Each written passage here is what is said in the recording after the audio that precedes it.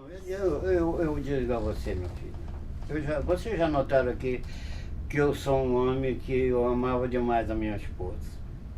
Consequentemente, os filhos. Eu não ia me afastar. Eu preferia morrer aqui perto deles e que curtir a saudade deles, a saudade que eu estou curtindo agora.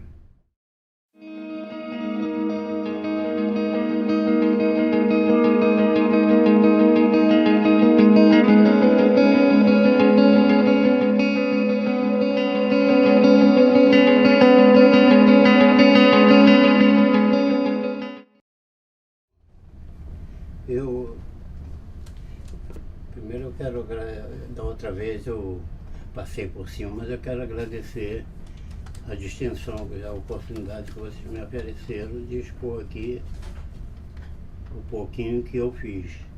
Nessa etapa eu reconheço, eu não me sinto muito à vontade, porque eu não fiz jus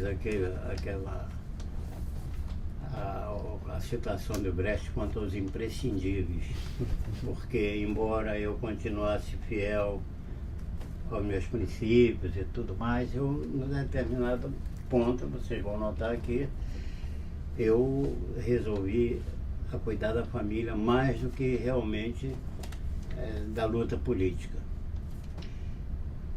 E para entrar realmente no depoimento, em primeiro lugar, eu quero complementar uma informação que eu dei na entrevista anterior, quando eu me referi, vocês lembram, sobre o primeiro livro que eu li na escola, cedido por um colega que me incentivou muito ao gosto pela leitura, que foi Tarzan, Filho das Selvas.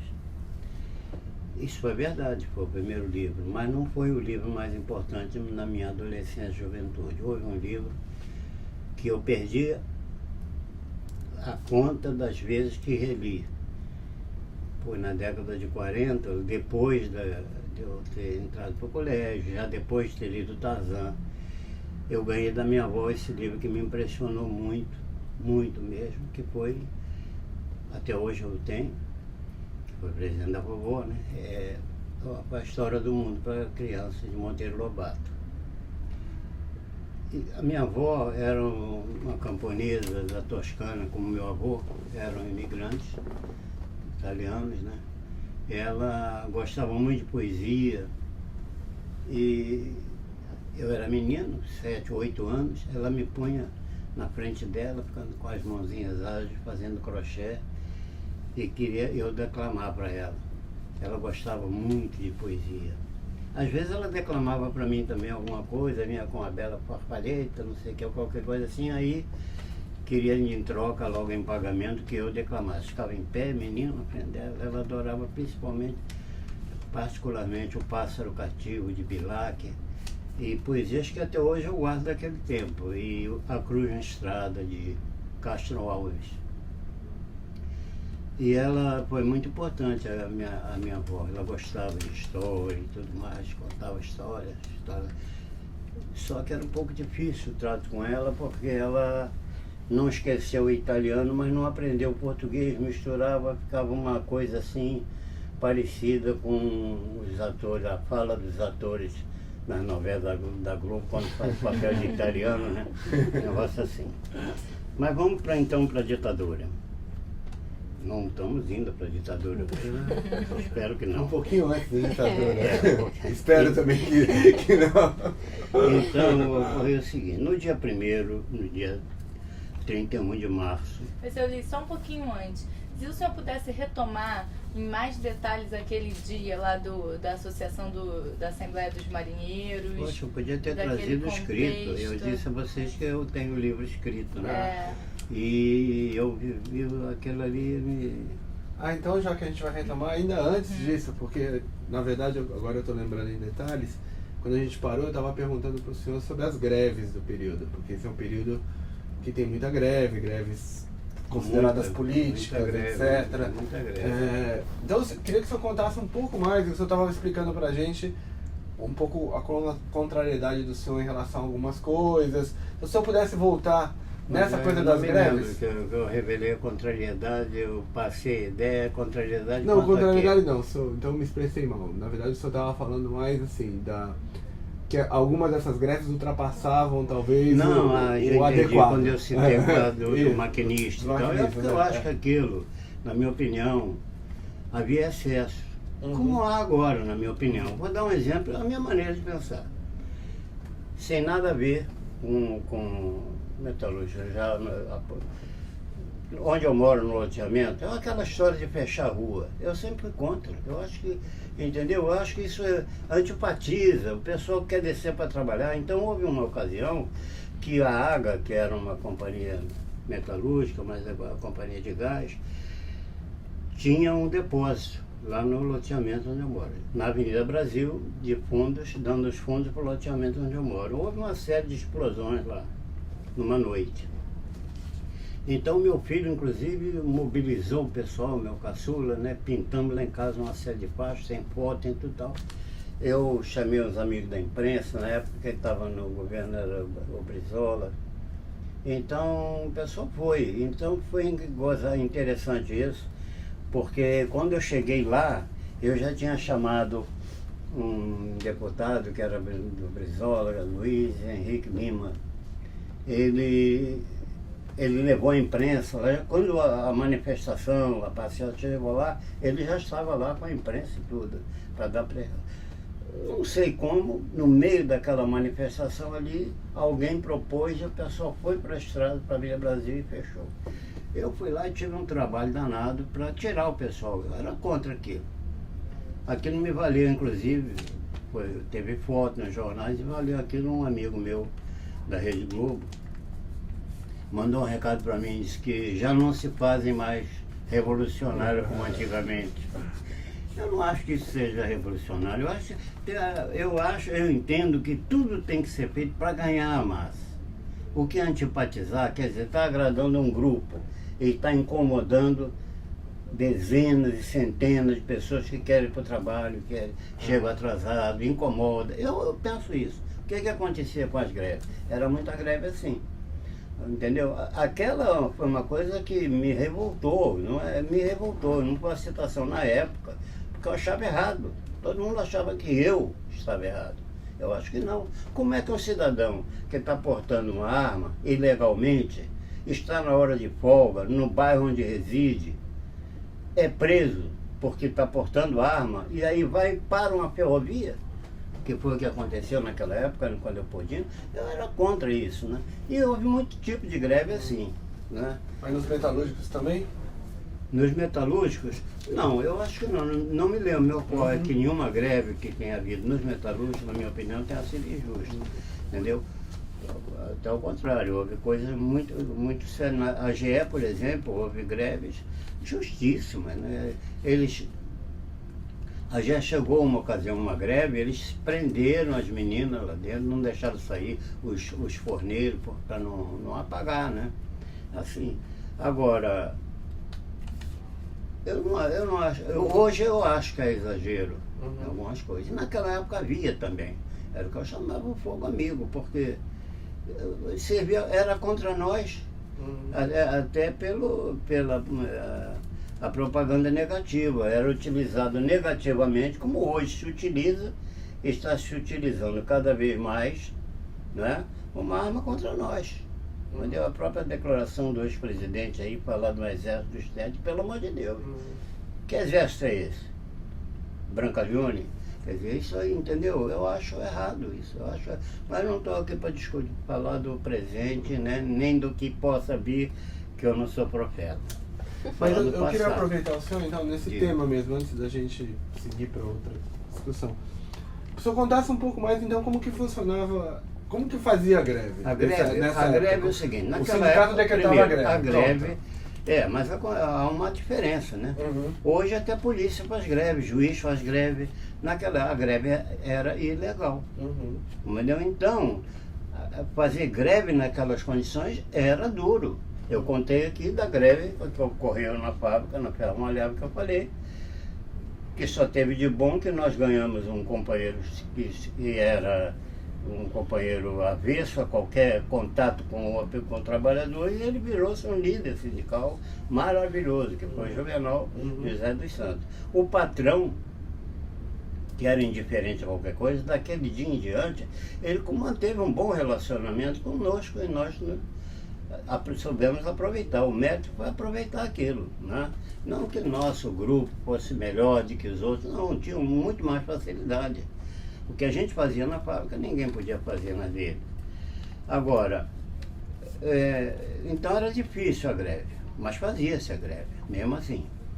Então, principalmente quando o Cerqueira veio para o sindicato, assumiu a direção, passou a ser respeitado, o Cerqueira era um emérito vaselina. Ele sabia, circular entre as opiniões contrárias e tal. E ele criou uma coisa, qual é a palavra típica ligada, está na raiz da greve? Piquete. Primeira coisa que eu me lembro, a discussão que se fez numa greve, que eu não me lembro bem o ano, uma greve por salário, por aumento de salário.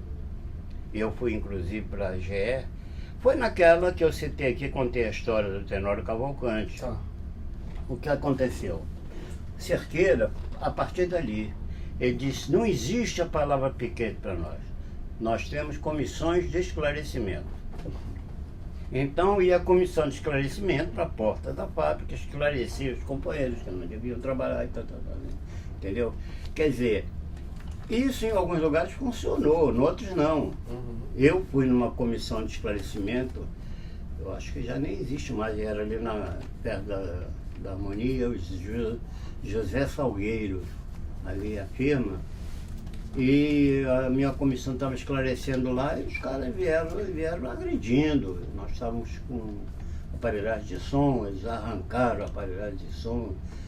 Se a gente não saísse, virava o jipe, né? Quer dizer, então havia dificuldade, mas a greve a gente fazia. Era muito mais difícil por isso, porque o pessoal temia. Como ele temia, o sujeito que tinha, apesar, havia estabilidade, né? Eu mesmo vou falar disso, depois eu era estável. Na época não, mas depois mas pegar um companheiro dentro da fábrica com 8, 10 anos de casa e ele perder isso, além do emprego, perder a indenização, isso, o cara pensava muito antes de fazer, mas apesar disso fazia greve. Tinha empresas que não. A Standard Electric, por exemplo, que era a empresa que era dominada pelo Círculo Operário Católico, né? Ali era difícil fazer greve. Muito difícil. Mesmo assim se fez. Eu tenho fotos do Cerqueira discursando dentro no refeitório da Standard. Mas havia empresas que não era possível. Aquilo foi uma coisa, sei lá, especial. Não sei como, até hoje eu não sei como consegui aquilo. O Cerqueira era realmente um sujeito muito, muito hábil. Mas quando começava a greve, como que era a geografia da coisa? Vocês começavam nas fábricas onde vocês tinham mais força e depois vocês iam indo para as outras? Como que era isso? Não, geralmente a gente fazia o seguinte, quando esse decretou a greve, primeiro partia da Assembleia, não é isso? Aí organizava-se, era mais fácil nas empresas, que nem todas tinham, porque as delegações sindicais. Onde havia o conselho de fábrica, que era a delegação, era mais fácil. E essa facilidade também dependia da qualidade dos delegados, das delegações. Onde a delegação era forte, tudo bem. Onde era mais fraca era difícil, porque havia delegados que eram meros estafeta, né? Eles levavam a documentação, então não tinha força nenhuma para levar os companheiros para lugar nenhum, entendeu? Aí era difícil. Mas então fazia-se um plano. Quais as empresas mais importantes? Geralmente a gente ia de pronto na General Electric, que é onde tinha mais operários, né? E é a que causava também mais impacto. E havia outra coisa. O setor metalúrgico tinha vários setores, mecânico, material elétrico e tal. No setor de material elétrico, era a GE e a Eletromar, que hoje é um condomínio lá. E a gente conseguia parar. entendeu? A GE e também a Eletromar. O ramo melhor, onde funcionava, a gente concentrava em quê? Nessas empresas capazes de... cujos empregadores tinham influência, empresa importante, não é isso? Então a gente ia concentrar nelas. O setor de fundição era muito fácil, que era o melhor. A Federal de Fundição, a Malhável, mas era um grupo pequeno. Mas essas atendiam a qualquer coisa no sindicato, nesse grupo. Já o setor de mecânica, de automóvel, era muito difícil, oficinazinhas pequenas, né? Agora as empresas grandes, Metalgráfica Brasileira. Então a gente, que era grande também, já não existe mais, outra ali do lado do Sabão Português, que também já acabou também, eu acho, o FE. Então essas empresas maiores, a gente concentrava nelas. Organizava, tirava o grupo de companheiros, geralmente liderado pela delegação, mas ia o grupo para lá e se tentava, entendeu? E ninguém, eu não me lembro de nenhum choque assim entre os operários, né, assim, de segurança com as comissões de esclarecimento, né, houve alguns, mas de operário querendo trabalhar, não, eu não me lembro. Na GE havia um problema porque tinha 2 portões, tá entendendo? Então, e o portãozinho, o portão principal era muito difícil porque eles concentravam lá a segurança da GE, né? Eles não queriam, não sei qual é a razão, ali era difícil. Então a gente ficava na linha do trem, não ficava diretamente junto do portão não, entendeu? Era na linha do trem e tal, tem fotos, até eu tenho fotos do pessoal parado lá. Agora, uma vez que, por exemplo, nessa greve que eu relatei, aquele problema do Tenório, porque aquilo estava cheio, a gente fazia assim, né? Quer dizer, o pessoal, a greve, estava ocorrendo a greve e as comissões, eles iam para a Rua do Lavradio, que não havia ainda a sede lá na área, ia para o sindicato informando, está assim, está aquilo. Então era um vai e vem, entendeu?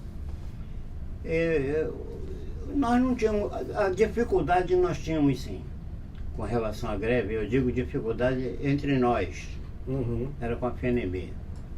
Com a FNM houve inclusive uma assembleia, uma briga generalizada, cadeirada, a cadeira voava dentro da sede, entendeu? Porque a FNM era um problema muito difícil, entendeu? Tinha a influência do círculo lá que fazia oposição. O partido lá também era, aliás, quando falar em partido, sempre que eu falar partido aqui, é o Partido Comunista Brasileiro. Porque eu digo uma coisa para vocês, esse negócio, eu sempre vi esse negócio de partidão uma conotação pejorativa. Eu aceito Mengão, Vascão, Engenhão, mas partidão eu nunca usei. Então, quando falar partido é o PCB. Quando for PCdoB, é PCdoB, aí eu cito do B. E eu estou falando isso para o futuro, né? Porque eu vou falar disso. Então é isso, eu não sei muito o que falar para vocês sobre a greve. Na FNM funcionava, a FNM parava. Também, apesar do círculo ser contra às vezes, né? Mas o que acontecia? Quando vinha para a direita, com a força que eles tinham, eles criavam um problema para nós no sindicato, a FNM. Eles criavam um problema porque eles eram muito, o pessoal era muito violento, entendeu? A delegação e tudo mais. Então, o pessoal do partido. O próprio partido, tá entendendo? Não, é aquilo, quando o sujeito, eles não tinham, na minha visão, eles não tinham, era o meu caso, por exemplo, eu acho que não tinha nenhum conselho com a qualidade do meu, o Conselho 42, não tinha. Foi considerado pelo próprio Cerqueira, eu não gosto de falar disso, eu tenho diploma de pioneiro, eu tenho uma placa de bronze lá na sede do sindicato com meu nome, mas eu que está ali, não é a fábrica. foram os companheiros que lutaram. O que seria eu se não fosse eles? Não é isso? É igual a história do Napoleão. O que seria Napoleão se não fosse os soldados né, em que ele se apoiou para ser o Napoleão? Estava mofando aí no quartel. Estaria, né, na época dele. Então, eu não podia querer que uma outra empresa, mesmo com delegação e tudo mais, fizesse o que nós fazíamos. Porque nós tínhamos, além da qualidade, né, do companheiro, nós ainda tínhamos aquela facilidade do patrão. A facilidade do patrão em termos também era fruto. Eu não quero valorizar muito, eu tenho que reconhecer que era um sujeito tratável, mas essa boa vontade dele era fruto da nossa organização também. Eu vou dar um exemplo aqui, vocês podem até surpreender, eu nem ia falar disso, agora eu vou te falar. Houve uma ocasião em que eu era estável na firma, né? Mas isso não queria dizer nada. Houve uma ocasião em que, eu já disse aqui, que eu aceitei a função de comprador, eu acumulei dentro da fábrica. Então, houve um dia em que eles haviam colocado o patrão, né, tinha contratado lá um novo gerente, era um suíço, chamado Schneider. Então, esse suíço, eu como comprador, eu tinha a orientação, a ordem da empresa era que eu só comprasse com memorando, né, uma coisa que fosse pedida por memorando. O cara esqueceu de pedir e faltou um material importante para o forno e arriscou a firma parar, entendeu? O forno parar, porque tinha pouco matéria-prima e talvez não desse tempo para repor. Aí o empregador me chamou e disse: Ulisses, como é que acontece uma coisa dessa? Eu digo: eu não sabia, eu não tenho memorando nenhum. Aí o camarada veio, o patrão chamou o gerente, ele chegou e disse que realmente ele não tinha dado o memorando, mas tinha falado comigo. Mentira, ele não quis assumir a responsabilidade. Bom, eu quando vi aquilo, achei o cara pusilânime, covarde, eu peguei, no escritório, tá o patrão, ele ali, eu aqui. De lá estávamos fazendo obra, tinha uns tijolos. Sabe que me deu aquela coisa, porque com toda a raiva do cara eu peguei um tijolo, parti para cima dele para dar uma tijolada nele. O cara tinha 2 metros de altura, 2 metros, ele me esmagaram. Mas ele correu, graças a Deus. Saiu, o patrão, na mesma hora, mandou bater. E era o bonzinho, né? Mandou bater a minha demissão, na hora. Aí tá bom. Aí eu continuei ali esperando, né? Ele estava dizendo: vou te demitir agora. Eu digo, eu fiquei ali, não saí não. Em 3 ou 4 minutos a fábrica parou, ele escutou, parou tudo. A mecânica não, silenciou. O escritório era junto da mecânica. Aí vem o Juvenal, aquele que eu falei, que era o forneiro. O forno não podia parar, porque se para o forno, né? Ele veio e disse assim: Senhor de Bernard, se o Ulisses for punido, o forno vai parar. Quer dizer, se o forno para e aquilo solidifica dentro do forno, é um desastre, né? Então, ele aí pegou, disse assim: tá bem, deixa que eu vou resolver. Aí chegou, o cara foi embora, e ele disse assim para mim: Ulisses, vamos fazer o seguinte, eu vou te advertir, você vai assinar uma carta de advertência. Eu digo: não assino nada. O senhor tem que advertir o seu gerente, ele que tem que ser advertido. Então vamos fazer o seguinte: você assina, eu mostro a ele que você foi punido com advertência e depois te devolvo, você rasga. Eu digo: de mentirinha não, não quero nada de mentirinha, nem de mentirinha eu não quero, não aceito. Agora eu pergunto: qual era a empresa que podia delegado? Não podia. Quer dizer, isso por que acontecia? Ele gostava de mim? pensava, não, era o trabalho que estava lá dentro. Infelizmente, as outras empresas não tinham isso. Era também difícil formar uma delegação, porque os empregadores, quando via a tendência no operário, ele dispensava, não deixava formar aquele grupo, né? Que a gente conseguiu formar lá. Aliás, era em todo o ramo de fundição. A Federal de Fundição, tinha o companheiro Heraclides, era a mesma coisa, era uma fundição forte. Já outros ramos, como eu estava falando, era mais difícil organizar tudo, inclusive as greves, né? Principalmente greve. Por que você acha que na fundição era relativamente mais fácil ter força? De quê? Por que o senhor acha que na fundição era mais forte? Eu acho que vem de uma época que eu não vivi, já vinha do passado. A impressão que eu tenho. Eu respeitava eles. Por exemplo, o Heraclides foi um elemento expulso do partido, mas eu admirava ele, entendeu? Ele era contra o partido, era da oposição, mas aquela política de unidade nossa, ele trabalhava bem conosco, né? Mas ele participou da Revolução, em 1935 ele estava lá no RI, na Orca, né? Mas antes, na empresa dele, essa Federal, eu lembro que tinha gente boa no passado.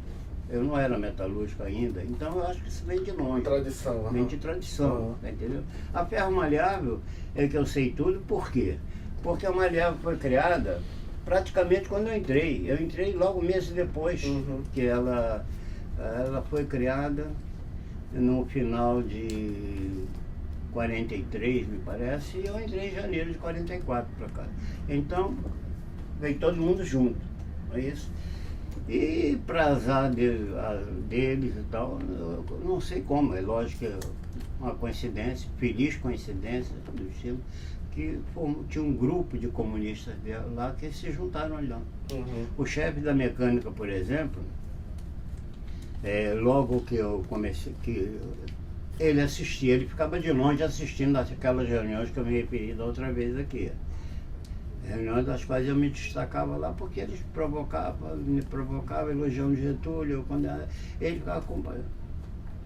De repente ele me deu, quando me chamou para trabalhar perto dele, eu acho que ele tinha também um interesse que eu ficasse junto dele, porque ele me deu logo um livro, O Espião, que era um livro, acho que é de Gorky, eu não me lembro, eu acho que é de Gorky.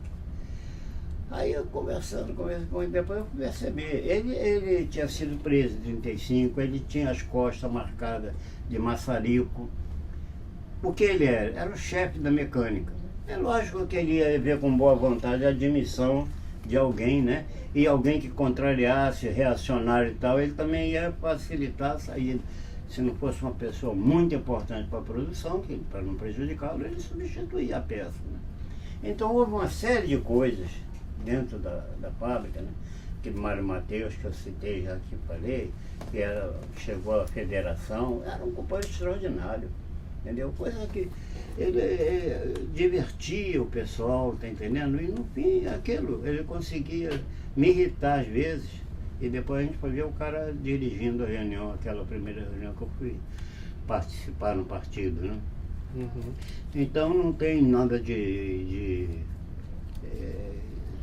eu falo isso assim, eu gosto de falar em toda a conversa, que eu estou perdendo muito tempo com isso, mas é porque os caras realmente era muito difícil. Era muito difícil atuar em algumas empresas, principalmente as empresas de material elétrico, né? Mesmo assim, na material elétrico, havia o companheiro Áureo Ferreira, que era o delegado da GE. Com tudo isso, ele foi a Cuba e ele trabalhava com um bonezinho tipo do Fidel, aquele assim, entendeu? No local de trabalho. Quer dizer, e era uma empresa dura de conseguir qualquer coisa dentro da GE, entendeu? E ele conseguia, ele trabalhava com aquele lá, entendeu? O que eu quero dizer com isso? Depende muito do companheiro dele, a coragem dele e tal, enfrentar. Ele podia, ele estava arrostando a raiva dos empregadores, de todo mundo reaça dentro da fábrica, né? Mas ele não ligava. Já outros tinham medo até de colar um papel, submetia, tinha empresa que tinha que censurar, tinha que ver primeiro, autorizar para botar lá no quadro, tá entendendo? Aí era a qualidade dos companheiros fala aqui. Não, e existiam, além dos círculos operários, né, que rivalizavam com vocês, existiam outras organizações católicas dentro também, por exemplo, Juventude Operária Católica ou Ação Católica Operária, que eram mais próximos ou talvez que fechassem com os... Você se lembra, assim? Não, organização... Outras organizações católicas lá com dentro, círculo. não? O Círculo que Operário Católico. era o que rivalizava mais, né? Agora, não... Não existiam católicos próximos. Mas... A vocês? Não, católico Não. próximo existia. Não, existia? Do Círculo. Não sei. Não, do Círculo existia porque é aquilo que eu disse, a política nossa, que era a unidade acima de tudo. Entendeu? Aliás, aquele trabalho do Marquinhos fala nisso e é verdade. Era uma obsessão. A prova disso é que nós podíamos. Já na segunda eleição de Cerqueira, o partido já podia, sim, ter maioria, não. Entendeu? Na última, quando veio o golpe, já havia uma discussão séria, que viria a próxima eleição, e a gente era uma discussão muito séria em relação... Por quê? Porque o grupo que era contrário à direção, quer dizer, o grupo do comitê, predominava a ideia de tomar o sindicato. Não tem para mais ninguém. Entendeu? Dentro do partido.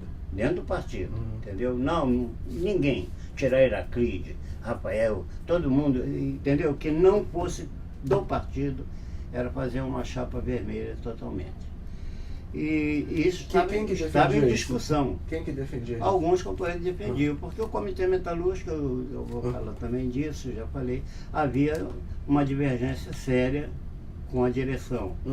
Né? Inclusive eu não era muito bem aceito não, porque não que eu ideologicamente, mas havia uma ideia errada a meu respeito. Porque levou também mais tarde a tomar a posição que tomei, embora fora da época. Por quê? Porque os companheiros eram minoria, mas eram os companheiros melhores, os mais ativistas, carregadores de piano, que não, sabe, bons companheiros mesmo. Esses batiam de frente com a direção do partido, não temia. Faziam uma reunião e eu mesmo do Comitê Central não tinha problema, o pessoal expunha, né, reuniões ilegais, né? Mas expunham claramente que era contrário às decisões e tal. Isso eles não estavam acostumados, isso dentro do partido, né? Então não aceitava. Eu cheguei a um ponto que eu fui considerado chinês, não sei porquê, depois eu vou falar disso, senão eu vou misturar, depois eu não falo. Entendeu? O senhor chegou a conhecer o padre Veloso? De quem? O senhor chegou a conhecer Pessoalmente o padre? não. Pessoalmente eu não conheci. Eu só conheci pessoalmente um padre na minha vida, foi um padre que me ajudou, me escondeu, me deu trabalho, entendeu? Quem foi? É o padre da igreja de Santos Anjos, já faleceu, de Santos Anjos, entendeu? Posso até contar uma passagem dele que aí eu peço para não gravar, entendeu? Mas só por curiosidade para vocês conhecerem, mas na hora eu falo. Tá bom. E o padre é um padre agora, atualmente, que não me larga. Passa horas na minha casa, vai lá conversar comigo, mas ele chega e diz assim, ele já me tirou da cama de manhã, né?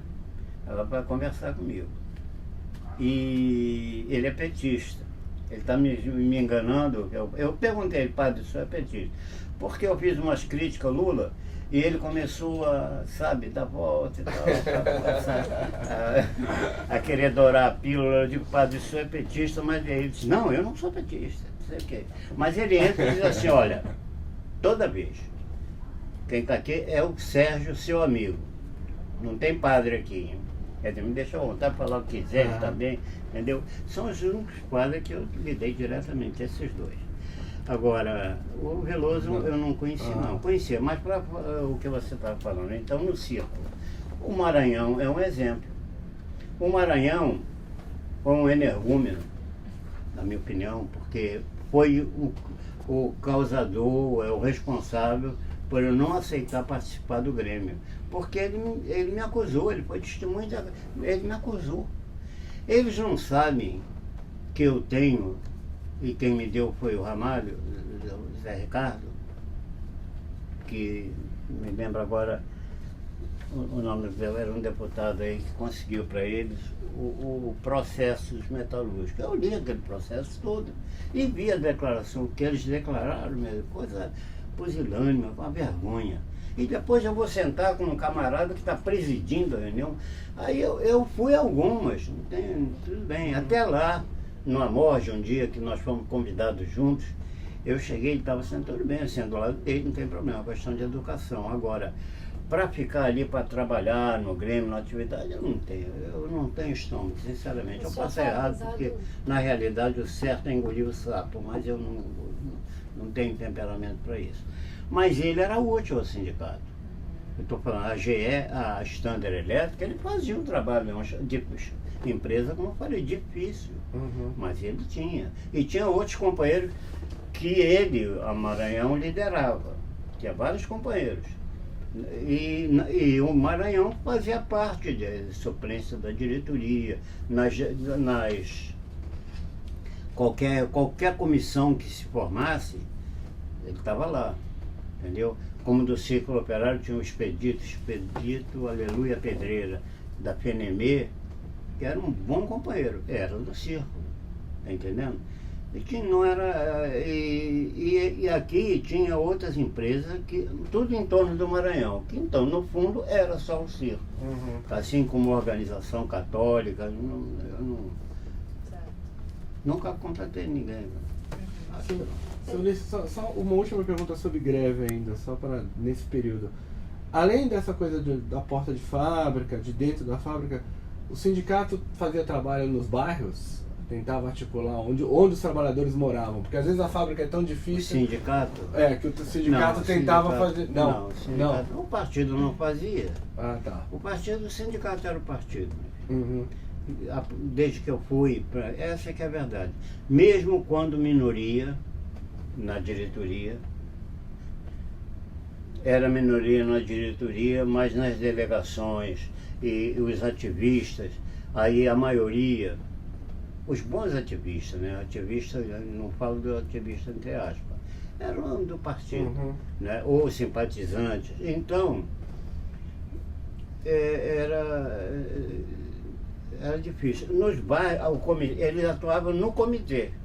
Né? E foi o problema que veio a ocorrer, o grande choque que teve com a direção, que o partido chegou no momento que entendeu, quando o Comitê Metalúrgico começou a criar problemas para a direção, eles começaram a tendência a voltar ao passado, que era aquela questão de célula por bairro e tal, né? Eu atuei em célula de bairro, quer dizer, era uma situação realmente complicada de entender, né? Porque se o cara está trabalhando e está dentro do sindicato, está num comitê de classe, né? Que trabalho ele vai fazer no bairro? Né? Era uma questão complicada. Agora, o sindicato, como sindicato, fazia nada. Não fazia nada. Nem em época de greve, para tentar... Porque às vezes é difícil entrar na fábrica e você para... Exatamente. Você para no bairro, mas nem... Não. No período em que eu estive... eu não digo na direção do sindicato, que eu tive 3 anos, mas eu vim de menino, né? E eu trabalhei muito mais quando não era diretor. Eu trabalhei, reconheço isso, muito mais pelo sindicato do que quando fui diretor, entendeu? Porque antes, é aquilo que eu falei, a minha vida, eu era 18 horas por dia em torno do sindicato. Era na fábrica, todo dia. Sair da fábrica, ir para lá e tal, entendeu? Agora, os trabalhadores da GE, por exemplo, eles moravam onde? No Jacaré? Grande parte, sim, muita gente no Jacaré.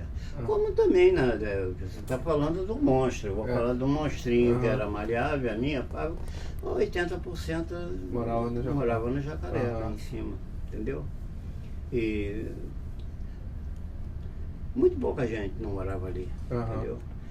Tinha gente que às vezes ia dar hora, o patrão mandava ela bater para chamar o camarada para estava dormindo. Não chegava lá em cima, ali por baixo mesmo, entendeu?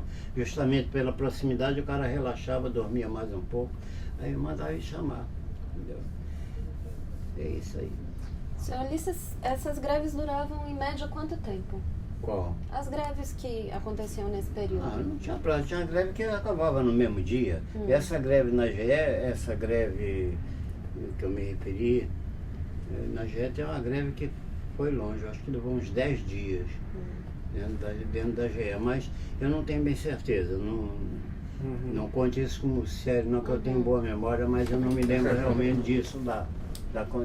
Eu sei que foi uma greve, essa que eu me referi, que eles prenderam, não eram as meninas, não, eles prenderam os forneiros, não sei se tinha menino. O pessoal do forno não deixaram sair, isso a imprensa na época publicou e tudo, né, que houve denúncia. E então durou mais, não tinha prazo estabelecido, tinha greve 48 horas, entendeu? A gente decidia, porque também tinha isso. O Cerqueira, por isso que muitos setores do partido condenavam o Cerqueira, por isso. Porque o Cerqueira, aliás, eu acho que isso está naquele trabalho do Marquinho, ele era muito conciliador, entende? E ele levava, às vezes, a classe a aceitar na Assembleia, por exemplo, uma proposta salarial que não era a melhor que podia se conseguir, ele com o carisma dele, com a capacidade de argumentação que ele tinha, ele ganhava, entendeu, o partido, pela necessidade de tê-lo como aliado, essa coisa e tal, e depois ganhava a Assembleia, mas não ganhava a corporação. Porque quando o cara ia receber aquele aumento que levou semanas indo à Assembleia e voltando, chegando tarde em casa, cadê o aumento? E foi isso, aí se revoltava, tá entendendo? Mas aí dava trabalho, mas se contornava. Então, ele tinha um mérito muito grande. O Cerqueira tinha muita capacidade para isso, ele era muito bom. Agora, por exemplo, houve aí já foi um negócio da quarta cláusula que foi incluída, aquela no primeiro aumento salarial, que eu falei na outra vez, que uma ideia que veio do Rio Grande do Sul, do Mesquita, que era presidente do Sindicato de Porto Alegre, e até fui eu conversando com ele, nós dois conversando com o Mesquita, ele dizendo, chegou daqui, incluímos a quarta cláusula, que era o desconto do aumento primeiro 15 dias. Aquilo foi uma coisa que você não imagina o trabalho que deu aquilo para todo mundo, entendeu? Quando os caras, no momento, aceitou. Quer dizer, a Assembleia aceitou. E na fábrica? Quando o camarada disse, mas por que eu vou dar mais? Olha, eu vou lhe contar. Foi uma coisa terrível. Foi meses de discussão e aquilo. A sindicato era assim, era saindo e entrando gente para reclamar. Uns queriam exigir de volta. Aí o trabalho, Mário Mateus trabalhava, porque ele era o responsável do departamento jurídico. E para enfrentar a ação, o patrão segurava. É muito difícil. E vocês chegavam a fazer campanhas de Quem? sindicalização, na sua gestão principalmente? Não, a campanha de sindicalização era permanente, né? E houve um aumento de sindicalizados na sua gestão? Ou de quê? Quando você assumiu a diretoria, né? Que o Cerqueira foi afastado, aí vocês assumem, né? Que era a hegemonia dos comunistas nesse momento. Isso foi no meu segundo período, né? No inacabado, né? Mas no primeiro... Que é o quê? Começa em 63? Não, eu fui para a diretoria em 61, né? Julho de 61. Aí eu viajei, né? Só me assumi em janeiro de 62, né? Aquele período eu fiquei fora. Agora, você perguntou de sindicalização. A campanha de sindicalização, como é que Mas a campanha de sindicalização era uma obsessão do Leles. O Leles era do comitê regional, era do comitê metalúrgico, né? Ele tinha uma obsessão pela campanha de sindicalização. Então tinha uma comissão grande. Era muito difícil, não era fácil não, entendeu? Mas tem os balanços todos mostrando. Era uma comissão permanente no sindicato, porque havia comissões esporádicas, né? Comissão de sede, comissão disso, comissão daquilo. Mas não e houve que uma acabava. ligação, por exemplo, entre a criação mesmo da sede lá do Palácio dos Metalúrgicos com um aumento de sindicalizados? O senhor não teve Aumentou, aumento? aumentou. Eu considero isso, sem falsa modéstia, eu acho que a sede, eu escrevi sobre isso, com tristeza, sobre o que é. Ali eu digo, aquilo ali, aqueles ferros, como é que chama? A pedra fundamental, era um cubo mais ou menos assim, de lado, de chumbo, foi feita na minha fábrica pelo Mário Mateus. Ali depositado aquelas coisas que se faz com pedra fundamental e tal, tá lá aquela pedra. Dali, aqueles ferros que levaram aquilo lá para cima, aquele prédio, a única coisa que eu discordei, entendeu? Mas timidamente, eu já tinha um pouquinho de prestígio ali que eu podia se bater mais de frente, porque eu era secretário da comissão de sede, entendeu? E quem mais trabalhava. Agora, foi o nome que eu discordei, Palácio dos Metalúrgicos. Mas depois eu me arrependi, eu fui muito tímido, eu tinha que bater, mobilizar a fábrica malhável, que foi quem mais trabalhou. Vou te dar um exemplo. Quando se falou na sede, em construir a sede, os trabalhadores da fábrica, isso ninguém fez. Os trabalhadores da minha empresa, eram 130 naquela época mais ou menos, ofereceram uma semana, um dia de trabalho, um dia de desconto, todos deram um dia para a construção da sede. Foi o primeiro ato de saída. E depois o que foram fazendo depois não foi brincadeira, tá entendendo? Então, caramba, eu queria o que Então, o você senhor ia perguntou criticar mesmo. agora a questão O nome, do palácio. o nome. Do palácio, exatamente. Então, apesar disso, eu tinha então prestígio para chegar e bater de frente com eles, mas assim, falei assim, pô, palácio, coisa esquisita, isso não é nem oposição, é um comentário assim, uma passão, entendeu? E depois eu me arrependi, eu achei horrível aquilo, né? Palácio, coisa terrível. Porque não é um palácio, cara. Não é mesmo. Uma coisa meio pernóstica, sei lá. O senhor estava no 13 de março, no comício? O 13 de senhor março? foi ao comício Estava da lá Central? lá na barriga do Jango. Os metalúrgicos estavam ali na isso, frente. Conta um Inclusive, pouquinho do comício. queimou, que uma faixa pegou fogo. Uma faixa nossa, não sei como não houve uma correria e tal. Houve uma faixa ali que queimou, entendeu? O 13 de março é aquilo que todo mundo sabe, aquela coisa, aquele discurso do Jango. E eu estava ali como ouvinte, que a participação do metalúrgico foi muito boa, entendeu? Muito boa mesmo, entendeu?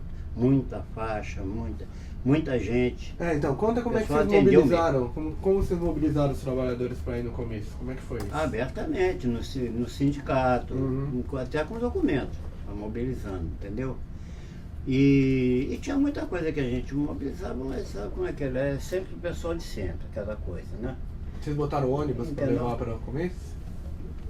Ônibus? É. Não, ônibus não.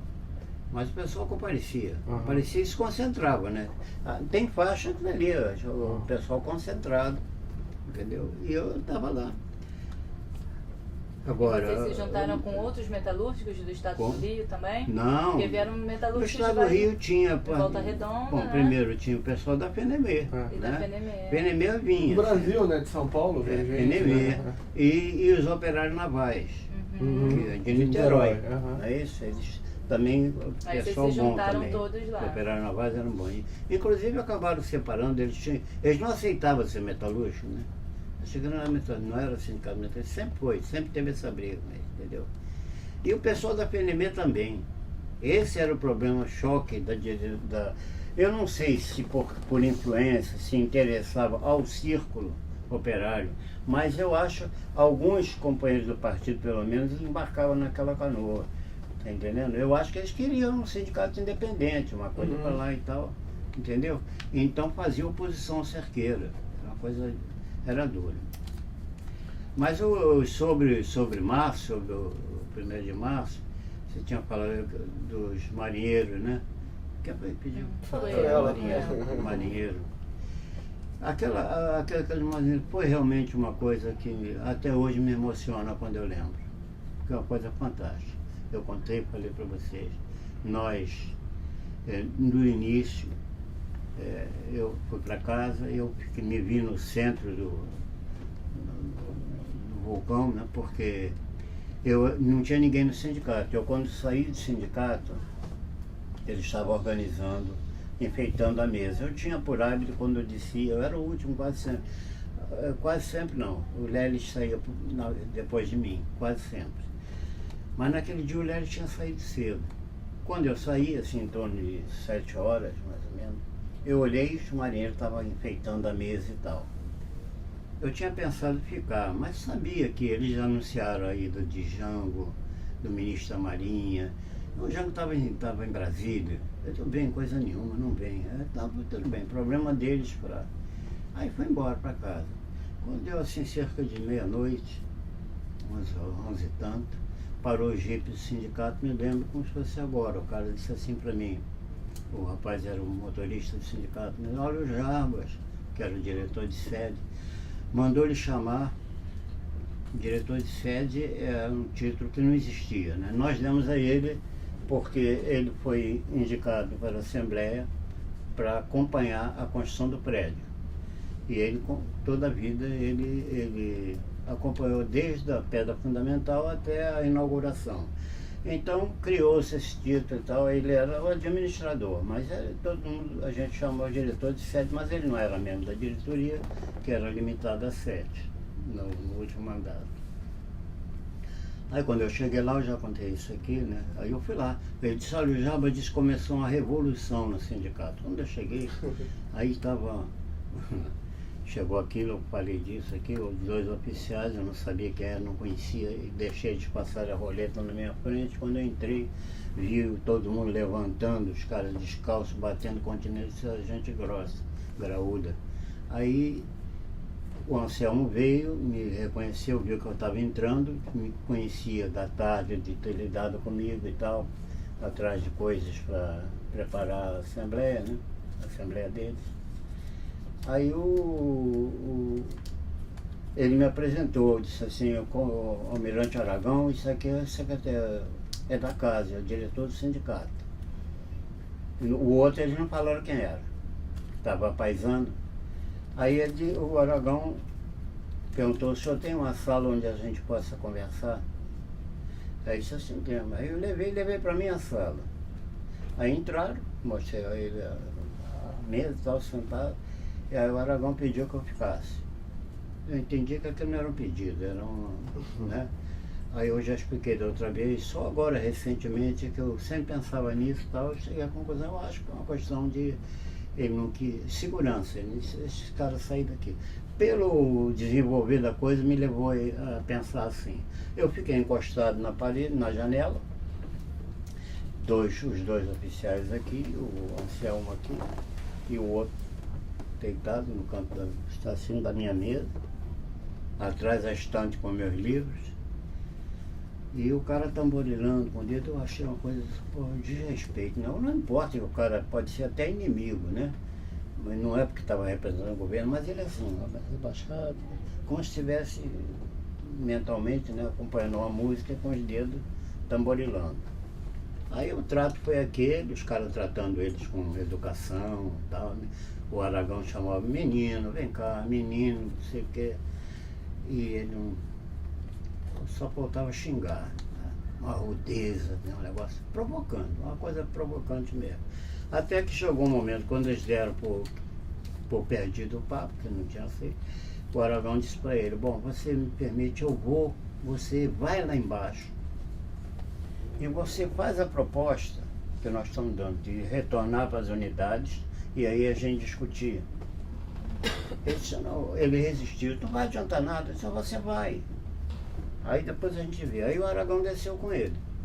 ele ia submeter a prova. Tá bom, eu vou apresentar a proposta. Ele disse, só quero te dizer uma coisa, Aragão disse para ele, se não for aprovada a minha proposta, eu já não serei mais, já saio daqui não me considerando mais comandante dos fuzileiros. O outro disse assim para mim, só tem um telefone sem extensão, só tinha uma extensão no quarto andar. Eu digo, eu vou levar lá. Aí levei, quando chegou lá, ele entrou, fechou a porta, não sei o que ele conversou, com quem ele conversou, levou uns 15 minutos ou 20, ele saiu e desceu comigo, né? A Assembleia já tinha acabado, eles rejeitaram a proposta logo, aí ele desceu comigo, quando desceu no elevador, ele disse assim para mim, olha, meu senhor, esses meninos jogaram uma bola de neve no alto da montanha, eles não sabem o tamanho que essa bola vai chegar aqui embaixo. Eu fiquei com aquilo na cabeça. Bom, foi embora. Eles foram embora e os marinheiros continuaram, né? Mas era muito marinheiro. Eu me lembro que quando tinha momentos que a gente subia a escada assim, eu estou exagerando um pouco, mas era mais ou menos por aí.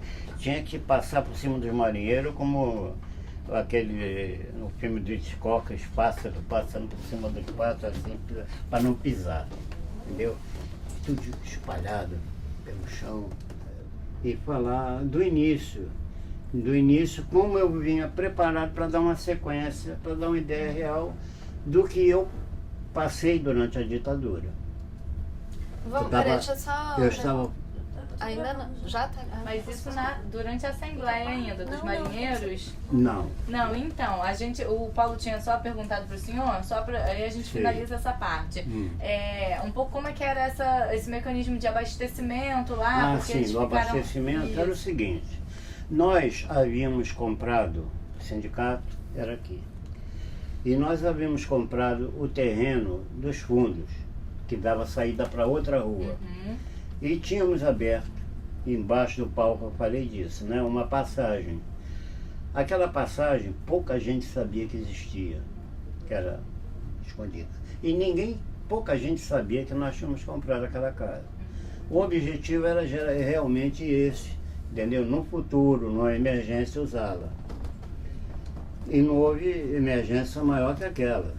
Nós saímos, tanto que entrava por ali, que houve algumas pessoas, deputadas, que foram lá durante o movimento dos marinheiros, mas não queriam ser vistos. A entrada pela Rua Nanelli era livre, tinha roleta e tal, estava aberta. E nós começamos usando a passagem dos fundos pela outra rua para entrar material, alimento para o marinheiro. Era muito marinheiro. Taifeiro tinha bastante. A cozinha, nós tínhamos um restaurante em cima, no 6º andar. Então, não havia problema. Mas a coisa foi ganhando um vulto de tal maneira que aí a comida, o povo começou a chegar trazendo, era galinha e tudo, direto para lá. Isso nos filmes, inclusive, tem filmes que mostram isso, né? O pessoal chegando, trazia feijão, aquelas coisas, sabe? Era solidariedade popular, né, ali. Aí nós deixamos de usar aquela entrada, foi desnecessária aquela passagem. Foi sendo usada para quem não queria ser visto. Por aquela passagem, inclusive, eu saía de vez em quando e sempre acompanhado de João Macena Mello, foi um dos mortos na ditadura, né? Aí ele era muito amigo meu, eu vou falar dele depois, e nós saímos. O que aconteceu? Quando fracassou o intuito deles na Assembleia, a Marinha mandou o corpo de fuzileiro para lá para retirar. Aí houve aquele episódio que eu já contei também, o pessoal não conseguiu, e uma vez que se retirou, o que restou da tropa, né, porque a maioria aderiu, aí veio o exército. Eles postaram no Lago do Pedreiro 2 tanques, eu até brinco, eu falei de brincadeira no texto que eu escrevi, com as ferramentas apontadas lá para o sindicato. E eu saía, de vez em quando, com uma cena, nós saímos pela passagem lá, pelos fundos, e havia o ambiente. Num desses momentos, vocês lembram que eu falei do cara que falou da bola de neve, não é isso? Que eu não sei quem era, que ele estava paisando, não se anunciou, não disse quem era. Quando os tanques estavam lá, e eu fui com uma cena, passando no meio dos soldados e tal, fazer uma olhada, né? Como se fosse transeunte. Uma cena hoje tem um supermercado lá, tinha uma quitandinha, uma porta, sabe? Era o único lugar ali que tinha telefone. E tinha um oficial falando no telefone do Exército. Aí o Marcelo disse, aquele ali eu conheço, ele me deu bem com ele, o Coronel Ventura, vamos lá falar com ele. Aí eu fui com ele.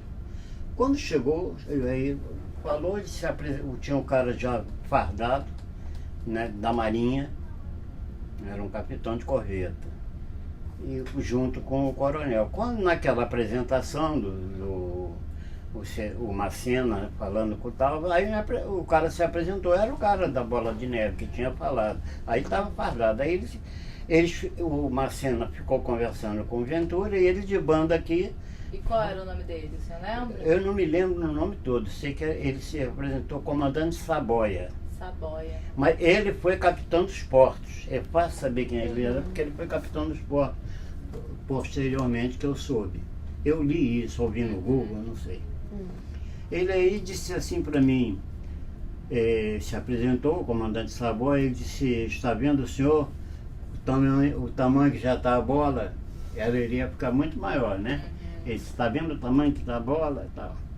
Isso aí praticamente foi o fim, porque depois eu comento, eu só comentei, aconteceu com a loucura, aquelas coisas que eu falei de Ivan Ribeiro, que é uma coisa louca, os caras, tinha gente de todo tipo, e eu sem entender, eu não entendia um palmo diante do nariz, que depois eu fui entender, vendo quem era o Anselmo. Na ocasião a gente não ia supor quem ele era, né? Então era um elemento, aquilo tudo provocado por ele, para servir de arma para derrubar o governo, né? Então, acho que foi o tal do fogo amigo, né? Ele não era nada amigo, era o fogo do inimigo disfarçado. Mas isso aí. Então, vamos entrar no assunto lá? Vou estar satisfeito aí? Estou satisfeito. Então, tá bom. Então, eu vou começar aqui. Nós... O dia 31 de março, né?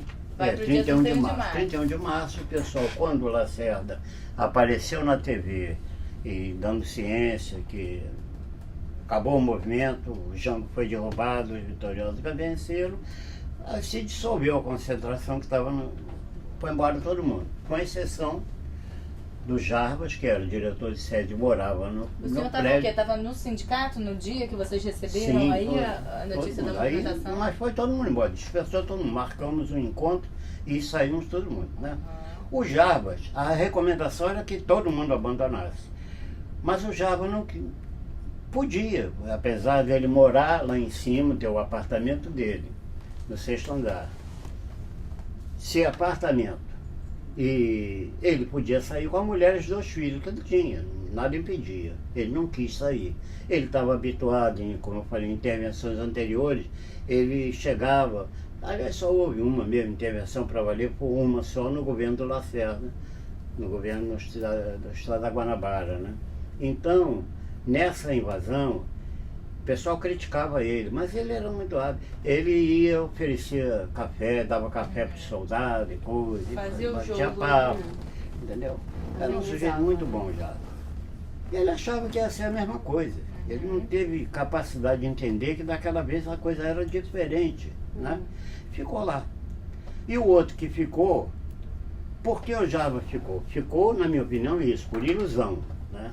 E o outro que ficou era o zelador, que era o auxiliar do Jarbas. Esse era funcionário, é o Manuel Basílio.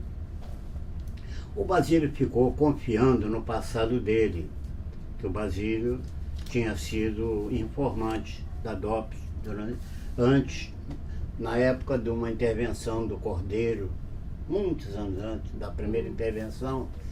Ele indicava metalúrgicos para serem presos e tal. E todo mundo sabia disso.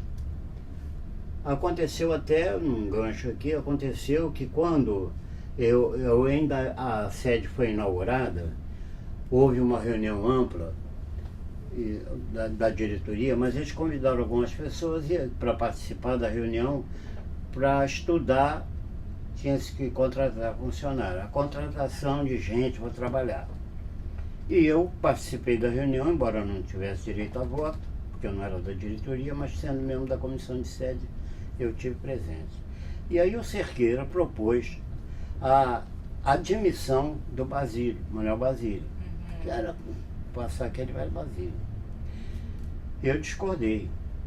Eu falei, eu não posso votar, se eu fosse da diretoria, eu voto contra. Ele estava presente, o Basílio, né? Chorou, tal, aí eu digo, eu sou contra. Cesteiro que faz um cesto, faz um centro. Eu não confio nesse camarada. Não pode ser tão errado. Mas o Cerqueira tinha uma lábia danada, convenceu por unanimidade a aceitar o Basílio. E ele então, no dia 31 de março, ele ficou lá confiando de que ele era um conhecido do Boré, que não sei se vocês têm conhecimento. Para mim, eu acho que o Boré foi pior do que esses caras da ditadura de 64. Era um homem horrível, entendeu? Cecil Boré. Então, o Basílio era muito ligado a esse Boré. Ele achava que tinha imunidade, né? Era só ele dizer quem era. E foi o que aconteceu. Quando eles invadiram o sindicato, depedraram o sindicato, chegaram... No dia 1º de abril? No dia 1º de abril. Quando chegaram, eles invadiram, foram quebrando tudo. O Jarbas, com a família lá no alto, no apartamento dele, eles pegaram o Jarbas, espancaram na frente da mulher e 2 filhos, um deles paraplégico, menino na cadeira de roda. Fizeram o Jarbas improvisar uma trouxa, botar tudo que era papel, caderno, livro ali dentro, devem ter aproveitado meus pertences e tal, botaram na cabeça do Jarbas, Jarbas desceu com aquele peso na cabeça e apanhando os 6 andares de escada, foi pro camburão. O Basílio foi também, carregaram o Basílio. Ele, eu sou da casa, não sei o que, ele foi embora, foi preso. Na cela, havia uma coisa interessante. Havia animosidade entre os dois, o Jarbas e... Isso não é piada não, é verdade. Eles tinham uma animosidade, sabe, os dois, terrível, nascida do seguinte. O Jarbas não gostava dele justamente pelo passado dele de informante.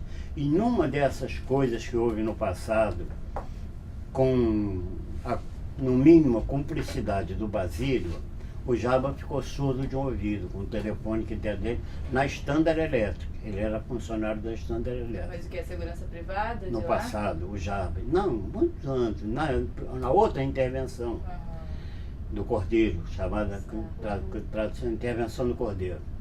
O Jarbas, naquela ocasião, ele ficou surdo e o papel do Manuel Basílio, naquela época, era nefasto. Quando ele foi admitido, Cerqueira conseguiu a admissão dele, ele foi trabalhar com o Jarbas. O Jarbas era o superior dele. Ele era o zelador, o Jarbas, administrador, diretor de sede. Quando o Jarbas via um sujinho qualquer ali, ele mesmo podia limpar, ou podia chamar um servente para limpar, a 2 metros. Ele corria o prédio todinho até encontrar o Basílio, para dar uns porros no Basílio por causa daquilo lá. Vai caver, não sei o que e tal, pelo prazer de, sabe? Aquilo era toda hora os dois batendo ali e tal. Foram parar na mesma cela, os dois, né? Na cela, na DOPS. Então, pro Jarbas, aquilo foi horrível. Aquela companhia ali na cela. Mas o pior... Mas teve uma coisa muito agradável para o Jarbas, que ele teve um ótimo companheiro de cela, que foi o Mário Lago. O Mário Lago, inclusive, fala do Jarbas, fala do convívio deles na cela, num livro dele, que é Reminiscência do Sol Quadrado, livro do Mário Lago. E aconteceu o quê na cela? Que indicaram, o Jarbas foi indicado para xerife da cela. E logo, assim, assim, a cheio primeira de oportunidade, uma limpeza, ele mandou o Basílio pegar uma vassoura e limpar. O Basílio ficou louco dentro da sala. Aqui não!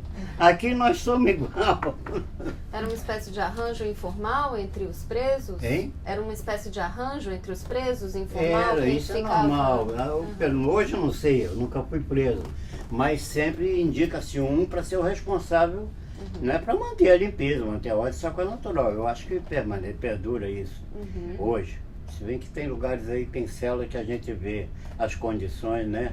Que eu acho que não dá tem para muito ter o que nada, fazer. né? Não tem como limpar nada. É. Mas então, eles ficaram presos. O Basílio, aí aconteceu que o Basílio, nós tínhamos também, aí eu já era diretor, tinha-se eu falei disso, um advogado do sindicato, Aider Velari Sucena, o nome dele. Ele era advogado do sindicato e a coisa mais estranha, ele era funcionário da DOPS. Todo mundo sabia disso e ele não escondia. Aí eu fui eleito para a diretoria. A primeira proposta que eu fiz na diretoria foi a demissão dele.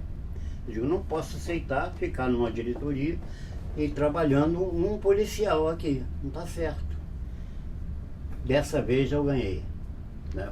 Foi por unanimidade, ele foi demitido. Mas continuou relacionando bem. Para mim, ele telefonava, entendeu? Mandava livros para mim de presente. Ele queria manter com o sindicato aquela coisa. Isso foi Então, assim que o senhor assumiu a diretoria? Assim que o senhor assumiu a diretoria, o senhor... não, eu me lembro 61 muito ele bem, era a o primeira coisa que advogado. eu fiz. Não, hein? Até 61 ele era o advogado do sindicato. É. Aí depois o senhor Não, conseguiu. ele foi demitido quando eu fui eleito. em E aí 61, contrataram um a minha novo. proposta. Hein? Aí contrataram um novo advogado. Não, a casa tinha outros, entendeu? Já tinha. Tinha 3 advogados no sindicato. Advogados do sindicato, sindicato. né? Tinham 3. Ele era um deles. Tá. Mas então, Mas ele continuou frequentando a sede? não, ele não Aí não frequentava, foi mais. telefonava para lá. Ele procurava Certo. manter assim, às vezes mandava um livro. Aham. Quando tinha um livro assim, ligado a qualquer coisa de metalúrgico, de sindicato, mesmo que não fosse metalúrgico, ele mandava para a biblioteca, entendeu? Certo. Para manter ele sempre esperando ser útil aquele relacionamento para o futuro. Aí o Sucena, então, foi falar com o Boré para libertar o Basílio. E, segundo um advogado nosso, o Sucena contou para ele que quando chegou e falou com o Boré, disse, Boré, você sabe que tem um homem aí que não é para estar aí, que é o Manuel Basílio. Ele disse, você está enganado, o Basílio é um passarinho que deixou de cantar. Então o lugar dele é na cadeia. Papo furado para mim que ele cantou a vida toda e provou depois que ele continuou cantando por muito tempo, que ele foi um dos meus acusadores, foi acareado comigo, eu falei disso em parte aqui. Então, passado isso, o dia 31, que eu fui adiante, agora voltando, dia 31, o pessoal demandou no dia seguinte ao entardecer, 1º de abril, nós nos reunimos, eu digo o Comitê Metalúrgico, a maioria, que nem todos estavam presentes, numa casa lá no Largo do Bicão. Uma reunião rápida, praticamente nós todo mundo perdido, aturdido, não sabia, desorientado. Na realidade o que se estabeleceu ali é um salve-se quem puder. Digo, olha, vocês vamos dar um tempo, até uma próxima reunião vamos marcar e vamos cada um cuidar de si, até mesmo para fazer, cada um por si, Lenin por todos. Entendeu? Então, eles... O curioso não, o irônico dessa reunião é que o vizinho do lado, enquanto nós estávamos reunidos, o vizinho do lado não parava de soltar fogos e dando vivas à Revolução, vivas ao golpe, entendeu? Insultos a Jango e tal. Né? Bom, terminou a reunião, fomos embora. E nessa reunião eram o quê? Vocês do núcleo do partido? O comitê, a direção ou junto do com os partido. trabalhistas também? Estava todo mundo Não, junto no não, mesmo não, bar? essa reunião do partido. Do partido. Só do partido Certo. para saber o que nós íamos fazer. Quando eu falo comitê metalúrgico era só Era o partido. Aí, 2 semanas, não me recordo bem, 2 ou 3 semanas depois, nós voltamos a nos reunir. E vocês, enquanto isso, ficavam... O senhor continuou na sua casa? Vocês Não, tiveram... eu não fui para Aí, casa, não, eu saí de casa, porque você, minha filha, quando eu ouvi o rádio, era coisa horrível, as notícias era só, foram presos fulano, ciclano, beltrano, está aí na Ilha das Flores, e mais no que num navio na Guanabara.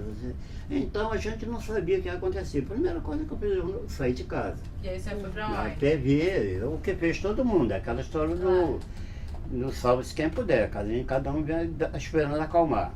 A situação perdurou por muito tempo, mas com 2 ou 3 semanas, não estou bem certo, nós voltamos a nos reunir. A situação tinha mudado muito pouco, em algumas coisas tinha até piorado. Então, nessa reunião, qual foi o objetivo da reunião? Foi tentar localizar, ver como localizar alguns companheiros que ainda não tinham aparecido. Nós não sabíamos se teriam sido presos, nada, não era, ou se acovardaram, fugiram. E nessa reunião, inclusive, houve uma sugestão, não chegou a ser proposta, diante da nossa reação, houve uma sugestão para que eu e o Lélio nos asilássemos na Embaixada da Iugoslávia, que foi o caminho que o Cerqueiro tomou.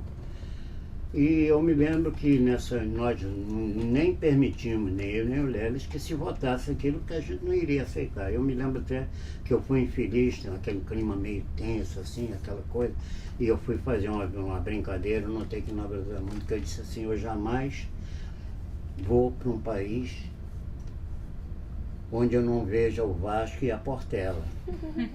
Aí, ninguém riu como você não. Ninguém riu, cara amarrado, digo, bem mancada, porque todo mundo ali devia ser Flamengo e Mangueira. Deu Com fora. toda certeza. E por que o senhor não pensou na ideia De asilar? de se asilar? Não, eu digo a você, meu filho. Vocês já notaram aqui que eu sou um homem que eu amava demais a minha esposa. Consequentemente, os filhos. Eu não ia me afastar, eu preferia morrer aqui perto deles e que curtir a saudade deles, a saudade que eu estou curtindo agora. Curtiria naquela época. Então.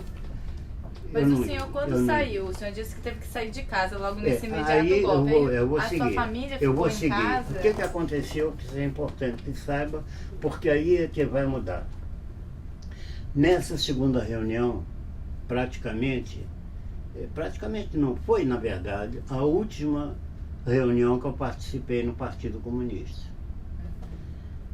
No partido, né, como eu digo. Então, por quê?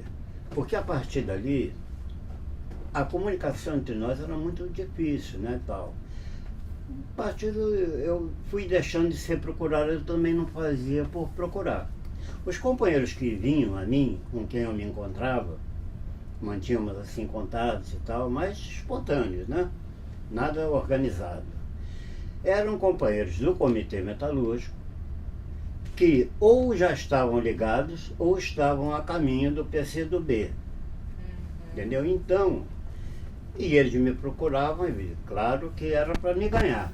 E eu não estava de acordo, eu não queria porque eu não estava de acordo com a linha deles.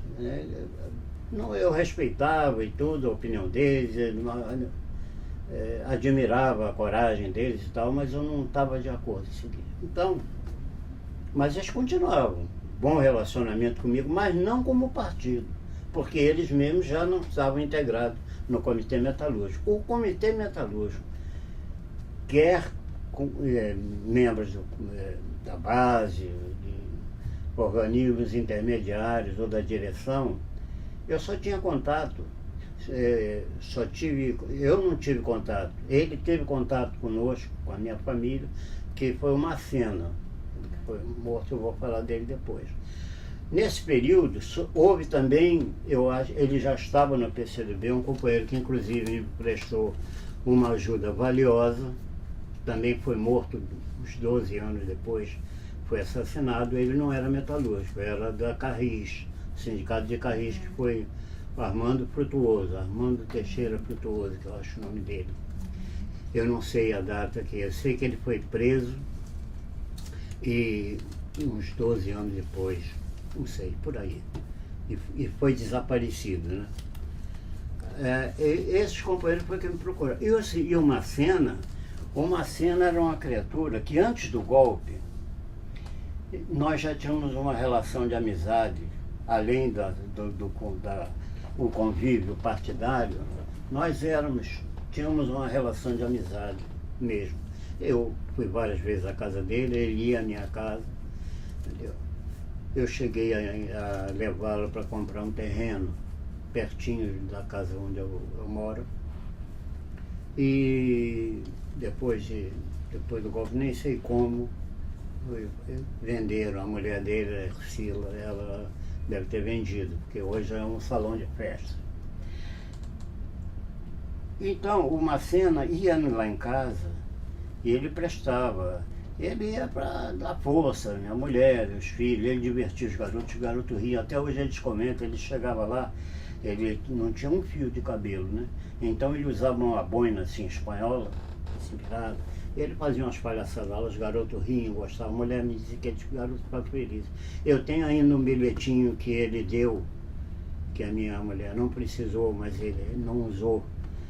Mas ele deu um bilhetinho encaminhando a minha mulher para tratamento de saúde com um médico que era do partido, Justino Prestes Menezes, esse médico. Eu tenho o bilhetinho guardado lá, botei até no livro, tem que estar lá no livro. Aí, e uma cena, eu ficava irado quando sabia que ele foi lá em casa, por ele, entendeu? Porque eu achava até legal, mas uma cena era assim mesmo. Eu me lembro que ele, numa ocasião, eu não me lembro qual era o motivo da discussão. Nós discutimos uma situação que eu disse para ele que, se aprovada uma proposta que ele ia apresentar, na minha opinião, iria ser um desastre. Ia causar, ia matar, qualquer coisa assim. E eu me lembro que ele disse assim para mim: Ulisses, isso é uma desgraça futura. Quando acontecer, nós vamos ver como enfrentar. A desgraça que ele enfrentou, ele não teve como enfrentar, né? O fim trágico que ele teve. Mas aí... E na sua casa, enquanto o senhor não estava, porque teve que não, sair daí? Eu vou entrando aqui, eu vou seguindo aqui agora. Aí, o que aconteceu?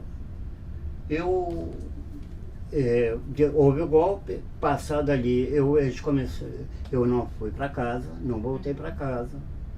Mas tinha um problema econômico, né? Como vou manter a família? Eu trabalhava, eu era estável na ferro malhável. Eu tinha muito tempo de casa. Mas não podia trabalhar. Eu digo, como é que eu era realmente muito conhecido? Não chegava a ser um Lula, mas eu era no setor metalúrgico. Quem passasse no sindicato era difícil, alguém encontrar alguém que não me conhecesse. A mim, o Lélio Cerqueira, os demais da diretoria não, porque eram funções burocráticas. O departamento responsável, o diretor disse, o departamento médico ficava plantado lá no o departamento jurídico estava lá controlando os advogados, atendendo os companheiros. E eu, o Lélio, e o Cerqueira nem tanto, mas Cerqueira ele era o marketing dele, era ele mesmo, né?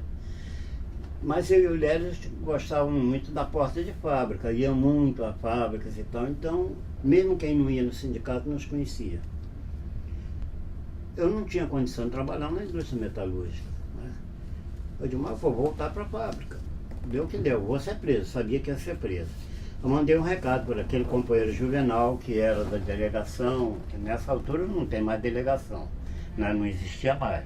Mas ele estava lá, ele não era membro do partido, era um grande amigo do partido, mas não era membro do partido. E aí eu mandei um recado para ele. O patrão já não era aquele francês de Vernois, bonzinho, tinha vendido a fábrica.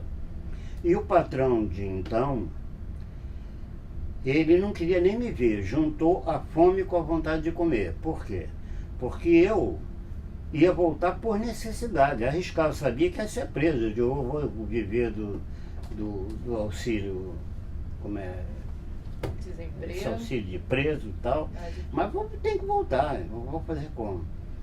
Mas não queria. Ele, por sua vez, não queria nem me ver.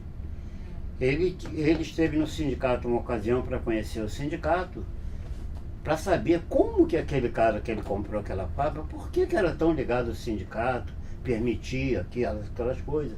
Ele foi lá. Então ele me conhecia, mas não queria me ver.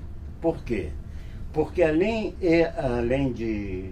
Ele era... Eu não sei bem qual era o grau de parentesco, mas eu sei que ele tinha parentesco, não sei se era marido, primo, alguma coisa, de uma filha do Graciliano Ramos. E o Graciliano naquela época, tinha tido problemas também, tá entendendo? Com a ditadura. Então, ele não queria me ver. Aí me propôs um acordo, entendeu? Propôs um acordo. Eu tinha estabilidade, só podia ser demitido por justa causa. Tanto ele como eu sabíamos que aquela justiça da ditadura do trabalho ia considerar justíssima a causa, a minha demissão, com toda certeza. Mas ele não quis arriscar nenhum contato comigo. Aí eu propus, ele me propôs um acordo, pediu o que eu quero. Não vou fazer disso coisa de mercado, né? A minha situação. Eu quero o que ele me deve, eu não quero botar preço, né? Aí propus a ele que ele me pagasse o que tinha que pagar por lei, caso ele quisesse me dispensar, que era o pagamento em dobro, um mês por cada ano de casa. Eu tinha 12 anos e pouco de casa. Então fizemos um acordo. Ele só me propôs tudo por intermédio do Juvenal, né? Que eu não ia lá. Ele propôs pagar como se eu estivesse na folha de pagamento, todo mês o salário. Tá entendendo? Para não dar o dinheiro todo, para mim era até melhor, porque eu podia fazer loucura com aquele dinheiro, né? E depois fazer falta. Então eu tive 2 anos de segurança quanto à subsistência. Como é que ele se chamava? Hein? Como é que ele se chamava? O senhor lembra o nome dele, desse patrão? Esse eu não me lembro. Porque o meu contato com ele foi muito pouco. Eu só tive contato na visita que ele foi ao sindicato. E ele era brasileiro, né? Brasileiro. Porque o outro era Mas francês. havia um agravante que eu não belga. falei. Ele tinha um gerente que talvez fosse a razão maior do medo dele. Ele tinha um gerente que era coronel reformado. Entendeu? E ele, se não me engano, ele chegou a falar pro Juvenal, ele chegou a falar disso, que ele temia pelo sócio dele. Mas não era sócio, ele, segundo assim, ele era gerente dele. Pois bem, então, Aí o senhor ficou com dois... um vínculo empregatício formal, né? Eu tinha? Durante esses 2 anos o senhor ficou com um vínculo Não, empregatício vínculo formal? não. Foi Tinha acabado, mas baixa só o na pagamento carteira. que era... Não, ele deu baixo na carteira, mas só abandonei o serviço. Eu pedi as contas, saí e acabou. Mas eu não sei como é que ele fazia lá para justificar o dinheiro, eu não sei, né? Ele era o dono, talvez, sozinho, não sei. Ele tinha como explicar isso. Mas o fato é que a minha mulher, todo mês, ia lá, recebia no dia do pagamento e pagou religiosamente até o último mês. Tudo bem. Até esse dinheiro acabar, eu estava preocupado realmente com a minha segurança, eu não queria ser preso de maneira nenhuma, porque eu acho, honestamente, eu acho que o dia que se me prendesse, eu morria. Eu não suporto prisão. Aqui está ótimo, maravilha, esse quadrado aqui. Então, eu fiquei fora de casa. E o senhor ficou aonde? Ou em vários lugares? Para onde é que o senhor foi? Eu mudava. Não, nos primeiros momentos eu fui para casa de uma irmã, na Pavuna, e fiquei lá. O meu cunhado tinha viajado, ele trabalhava na Escavagima, que era uma empresa metalúrgica, e ele tinha um prestígio muito grande lá, entendeu? Ele só não ocupava a diretoria porque ele não era japonês. E ele foi incumbido de pegar o primeiro navio, se não me engano era Ceará. Eu tenho até a flâmula desse navio. E a Elina Peçanha chegou inclusive a conhecê-lo. Vocês conhecem a Elina, é lógico. Ela foi na minha casa, eu apresentei ela, ela tinha que fazer um trabalho sobre os operários navais, qualquer coisa assim. E eu falei dele com ela, ela foi lá, flâmulas e coisas. Mas isso agora não veio o caso. Aí... E a sua família, enquanto o senhor não Bom, estava? então, não, continua em casa. Mas aí, chegou a ser importunada por agentes vou do DOPS? chegar lá agora, eu sei tudo que você vai perguntar. Olha aqui, aí veio isso, aconteceu a reunião, os companheiros me procuraram, eu voltei, fiz o acordo, estava tudo garantido. Aí aconteceu o seguinte, em janeiro de 64, eu tinha iniciado a construção da minha casa. Eu morava na casa da minha mãe. Apesar de tudo que aconteceu, eu continuei usando o endereço da minha mãe. A minha mulher estava lá, na casa da minha mãe, onde eu morava, com meus filhos. Eu estava fora. Como tinha nesse loteamento, eu tinha o lote, e tinha iniciado a obra em janeiro. Mas ninguém sabia que eu estava fazendo nada. Só havia uma pessoa que sabia, além da minha mãe e da minha mulher, só uma pessoa sabia, que foi quem me forçou a comprar aquele terreno. Era um companheiro do partido e do sindicato. Não era da diretoria, um ativista do sindicato. Ele tinha comprado um lote, tinha feito uma casinha lá. Então ele chegava no sindicato e disse, eles compram um terreno, o loteamento é bom lá, era perto. E Rocha Miranda para Coelho Neto pertinho. Ele disse, você compra um terreno lá, poxa, eu fiz uma casa, você precisa ir lá ver, é muito bom. Então ele ia no sindicato, aquilo eu não me preocupava, não dava bola. Um dia ele chegou assim com um papel, depois ele influenciou na minha vida positivamente, muito, muito. Ele chegou, botou um papel na minha frente. Disse, olha aqui, deu o que é isso? Era uma reserva do lote. Eu disse, olha, você tem até domingo, não sei que dia da semana era, me lembro que ele falou assim, você tem até domingo para ir lá, pagar a entrada e ficar com o lote que eu escolhi. Se você não for, eu vou pagar. Eu só quero que você me diga se é justo eu pagar um terreno para você. Eu ri, você está rindo, né? Fui lá no domingo e comprei o terreno. Em janeiro de 64 eu comecei a construir. Aí veio o golpe. Eu disse, o que eu vou fazer aqui? Eu saí de casa, fui para minha irmã, fiquei uns tempos na minha irmã e depois resolvi fazer o seguinte, ir lá para a obra. Cheguei, disse para o pedreiro tinha sido indicado por meu padrasto e tal, era um cearense muito atrasado. Eu disse, olha meu filho, eu vou ficar aqui com você, mas ele sabia que eu era o dono da obra. Ele disse, mas você não se preocupe que eu não estou aqui para vigiar você não, eu quero ter o prazer de trabalhar como seu ajudante para levantar a casa que eu vou morar. Entendeu? E fiquei trabalhando como ajudante dele, entendeu? Ali. Como eu dormia? O loteamento era separado por um rio, o rio Acari, separava o loteamento da favela Proença Rosa, que é lá em Honório Gurgel Barros Filho. Eu dormia na favela, numa casinha lá dentro da favela, que era do meu padrasto. Meu padrasto, uma pessoa maravilhosa, foi meu pai, mãe, foi tudo ele. E ele tinha um quarto lá onde ele guardava as coisas dele e tal. Ele morava com a minha mãe, né? Mas tinha aquilo lá. E aí foi a mão na roda. Eu dormia lá naquele quartinho, tinha um pontilhão uma pontezinha de madeira feita pelo pessoal da favela, para facilitar o acesso para o lado de cá. E eu então dormia lá, de manhã vinha para a obra e passava o dia na obra. Ali eu estava à vontade porque o loteamento quase não tinha ninguém ainda. Tinha muito terreno, né? Mas casas edificadas eram poucas, então poucos moradores. Passava muito pouca gente ali. Então eu digo, é o lugar ideal. Hoje está tudo mudado.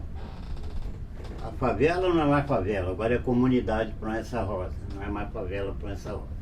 O loteamento não é mais loteamento, não tem mais um lote vazio, está todo tal.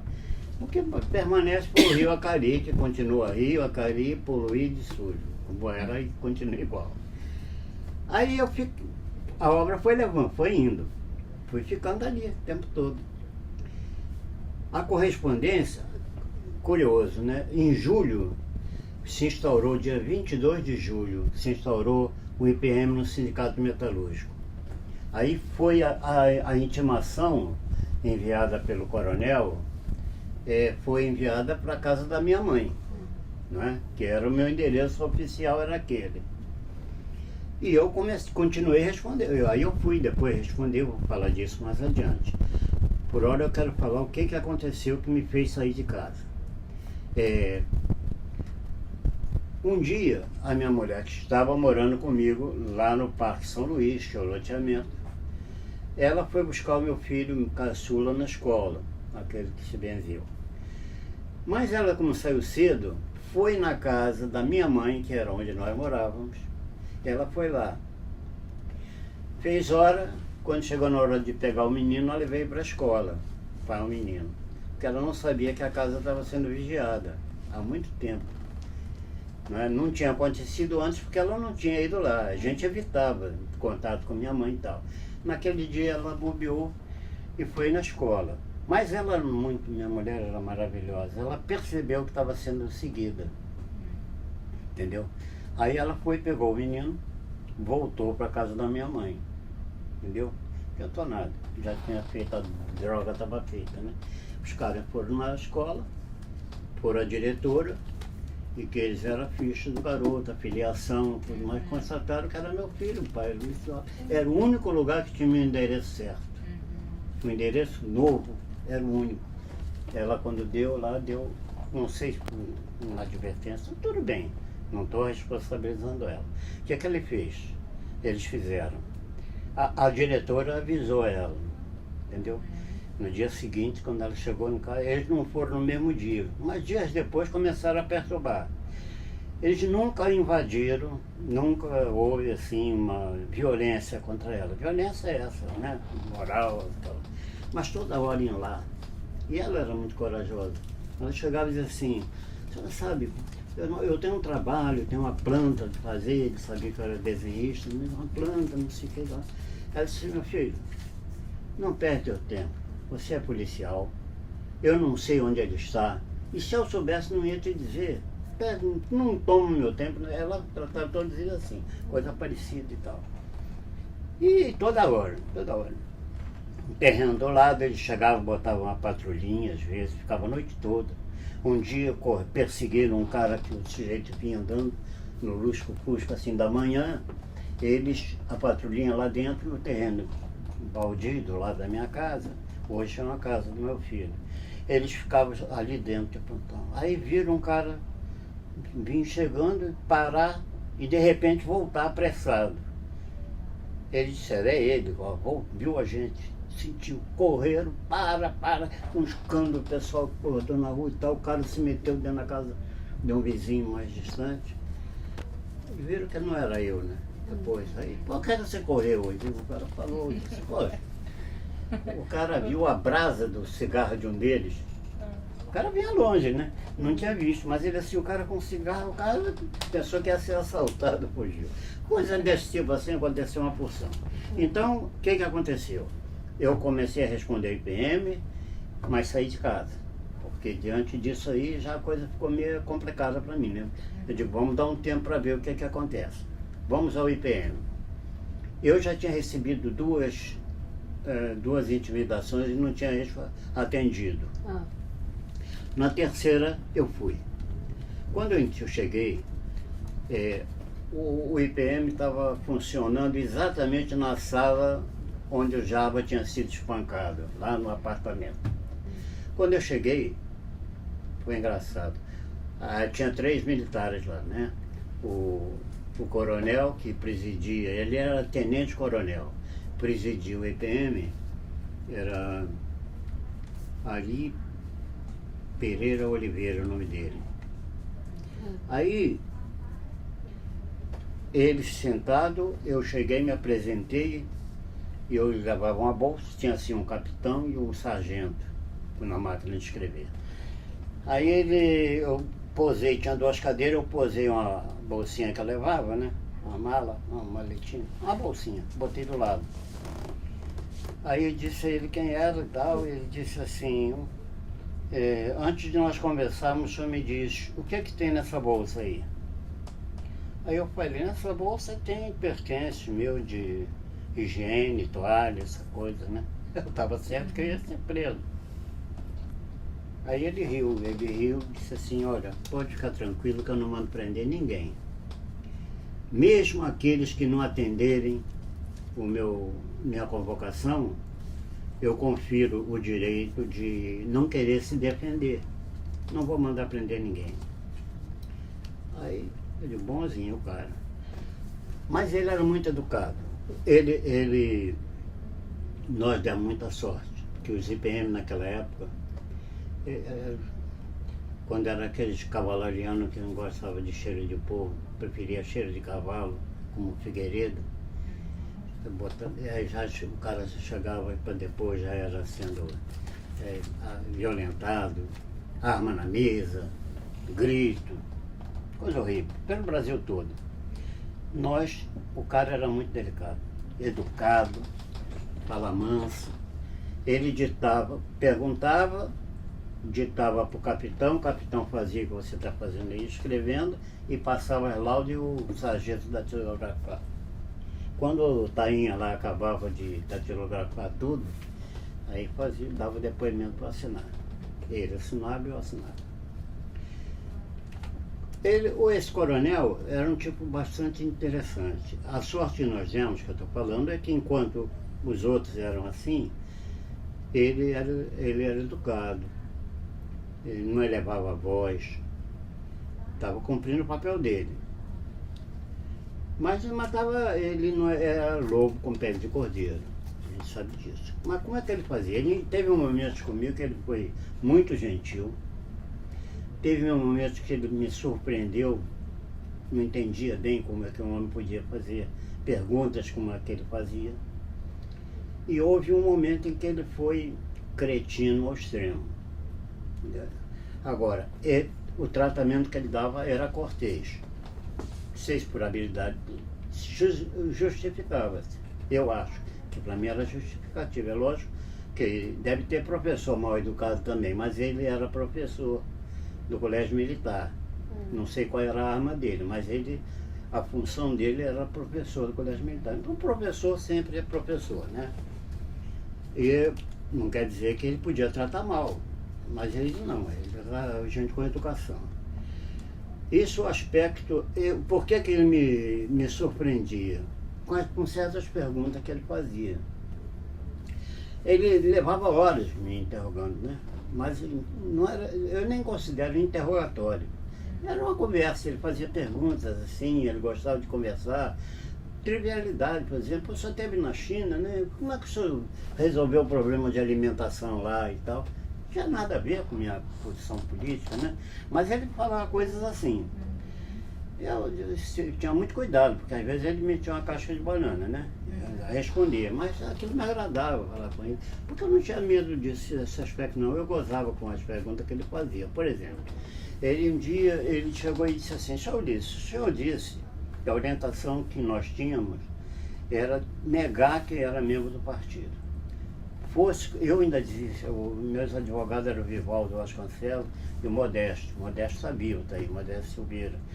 Aí a orientação que o Vivaldo nos deu, disse, olha, vocês negam. Eu disse assim, Vivaldo, se o cara me mostrar uma fotografia, um documento com a minha assinatura, como é que eu vou negar? Você negue.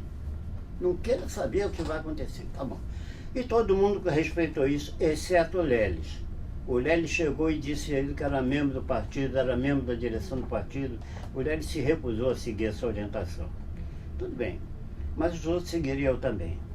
Aí ele disse para mim, como é que o senhor diz que não era comunista, e do Partido Comunista, e eu tenho uma carta sua aí endereçada por Chuen Lai, endereçada ao camarada Ulisses Lopes. Eu me admiro só, coronel. Os chineses, a carta não foi endereçada ao camarada Ulisses Lopes, a carta foi endereçada ao sindicato. Eu sou o secretário-geral. Eu emito a correspondência, assino a correspondência que é emitida e de volta eu recebo. Entendeu? Quer dizer, nós havíamos realmente uma tolice, né? Aquilo. Mas tudo bem. Aí, mas a minha resposta que é o negócio. Eu disse assim para ele, coronel, chineses chamam camarada todo mundo. Eles são capazes de se dirigir ao Papa e chamar camarada Paulo VI. Entendeu? Aí ele ria. Quer dizer, como que num IPM alguém ia poder falar um negócio desse, né? Outra vez ele falou, outra pergunta idiota, por exemplo, ele dizia assim, senhor Luiz, me diga uma coisa, por que motivo o senhor ia convidar Gagarin para vir no sindicato, para ser recebido no sindicato? O coronel, era a mesma coisa de sempre. Eu estive na Embaixada Soviética na qualidade de secretário-geral do sindicato que estava convidando. Nós soubemos que o Gagarin viria ao Brasil, ao Rio de Janeiro. E nós fomos pedir à Embaixada Soviética que colocasse o sindicato Palácio dos Metalúrgicos, né, que era o único palácio sindical que tinha no Rio, e sabendo mais que ele tinha sido metalúrgico na sua juventude, que incluísse o nosso sindicato no roteiro da passagem dele pelo Rio, e eles nos atenderam. Quer dizer, quem convidou foi o sindicato, eu assinei a assinatura e acho que foi maravilhoso, porque o mundo inteiro queria receber Gagarin. Onde a estranheza disso? Eu perguntei para ele. Quer dizer, todo mundo queria, Gagarin correu o mundo. Aí desconversava. Outro deles chegou e disse assim, por que o senhor organizou um curso de russo no sindicato? Eu digo assim, porque havia metalúrgicos interessados em aprender russo. Até o senhor, se fizesse um curso de russo, seria útil. Um dia só vai à União Soviética, ou só vai utilizar Aí eu falava para ele assim, né? Então era um cara tolerável. Mas quantas vezes você foi lá? Quantas vezes que eles te convocaram? Eu perdi a conta, não sei, muitas vezes. Toda hora eles convocavam. E toda hora te convocavam com que argumento? Para fazer pergunta. Porque acontece que eles ouviam um, e o cara de vez em quando dava uma pontada, que aí falava alguma coisa a meu respeito, ele já chamava para esclarecer. Eu vou já te falar sobre isso. Eu vou falar primeiro quando ele foi, que eu disse que ele tinha sido assim, meio coisa, foi gentil. Tá? Quando ele foi gentil? Ele foi gentil o seguinte. Um dia que eu fui depor, aliás foi logo na primeira vez que eu fui, eu tinha muito livro do sindicato. Eu tinha dito, já falei isso aqui, eu vivia numa casa com muita dificuldade. E vou dizer uma coisa a vocês, eu sempre, até hoje, os meus filhos, você não sabe o que eu ouvi do meu filho por não ter aceitado aqui o táxi, vocês irem me buscar ou me apanhar. Eu não sei. Mas, meu Deus, como eles me criticam. Entendeu? Eu sei que é perfeitamente normal. Mas eu sou assim. Então, o negócio da gentileza dele, que eu achei gentil, eu fui. E eu morava pobre, como eu estou falando, aquela dificuldade. Eu tinha muito livro, mas levei para o sindicato. Livros que eu comprava para os garotos, eles nem estavam ainda em condições de curtir, mas eu levava. Então, eu cheguei lá e conversando com o Neco, que é aquele do Rio, né? E eu disse, o Neco, eu falei com o Davi, que era o interventor, o presidente da junta. Ele me disse que no dia 1º de abril levaram meus livros todos. Eu disse, mentira, Luiz. Os livros estão todos na biblioteca. Se é verdade, está tudo lá. Na biblioteca eles tinham colocado uma mesa enorme, onde tinha um cara que era chamado da polícia, né? Eles chamavam de professor França. Devia ser professor na arte de espancar sem deixar marca. Ele espalhava naquela mesa, sabe? Os documentos, e muito documento, por isso que eu vou lhe dizer, era uma criatura extraordinária, de coragem. O Neco, ele era, de vez em quando ele ia na biblioteca, ele tinha acesso. Quando o cara não estava, ele via alguma coisa que tivesse particularmente contra mim, ele tirava. Ele me deu muito documento. Bobagem, porque o que deu tinha que dar. Mas aí, eu então fui ao coronel. Numa das audiências, né, que ele me chamou. Depois que eu respondi, então, eu disse, coronel, eu queria pedir uma coisa ao senhor. Aí contei para ele. Eu morava com muita dificuldade, trouxe meus livros para aqui, tinha guardado aqui na minha sala. E a junta me informou que os livros foram roubados pela polícia no dia da invasão. Mas eu soube que os livros estão todos aí na biblioteca. Aí ele disse assim para mim, que livros são? Eu disse, tem livro de todo tipo. Agora, por exemplo, eu tenho a Enciclopédia Mundial da Fábula, são 23 volumes, que eu comprei para meus filhos. Eles não estavam nem em condições de era uma coleção bonita. Aí o capitão disse assim, esses livros estão lá em cima. Eu gosto muito de Sócio Minha, que o Lobo Mal gostava de ler. Ele disse assim, esses livros estão lá. Eu gosto muito de fábula. Eu já li uns 2 livros daquele fábula, eu já li. O coronel não falou nada, levantou e disse assim, o senhor me acompanha. Aí foi. Quando entrou na sala, aí que foi ridículo. Mas chegou e aí disse assim, onde é que estão os seus livros? O cara estava lá, o tal do professor França, como estava, continuou trabalhando. A estante enorme aqui, os livros tudo ali, né? Aí eu vi só, a enciclopédia está aqui. Aqui, Machado de Assis, Zé de Alencar, aí vinha a história do PCOS, esse não é meu nome. Aqui, aí eu pulava, né? E fui pulando. Lênin, Marx, não, aqui, ó, José. E vinha assim, né? Bobagem. Eu podia ter tirado tudo se eu tivesse coragem, né? Por quê? Por quê? Porque aí chegou um livrinho assim desse tamanho. Um livrinho pequenininho de poesia, Castro Alves, que eu adorava. Esse livro é a editora Saraiva, papel cochê, um livro lindo, pequenininho assim. Eu digo, coronel, esse livro aqui, o senhor está vendo?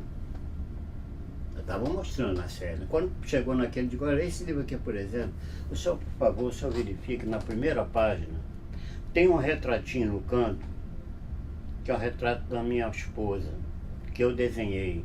Eu, quando namorava ela, ela morava junto à Quinta da Boa Vista.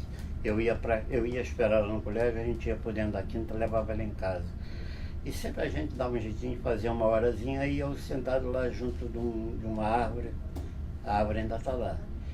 E ela entrava pelo portão, saía quase de pronto a casa dela. Aí ela sentada, e eu peguei o livro, comecei a olhar para ela e ficar... Olha, por sorte, ficou exatinho ela. Exatinho, eu tinha um amor por ela, mas igualzinho, como ela era, né? Não aos 60 e tantos anos, ou 80. Mas aí eu disse a ele, o senhor vai ver o retrato, vai ver que tem um risco vermelho e falta um pedacinho na ponta do livro, que foi meu filho, que levou umas palmadas porque arrancou um pedacinho do livro. Ele fez assim, ele puxou o livro, abriu, olhou, puxou o botão e não falou nada. Ele disse assim, seu França, o senhor Ulisses vai separar os livros dele aqui e o senhor pode deixar ele levar o que tiver que levar. Era tanto livro que eu não podia levar. Eu disse, coronel, eu posso mandar apanhar? Ele disse assim, é só você separar. E separe e deixa aí. E eu fiz isso. E aí, Minha mulher foi buscar. A mulher foi buscar.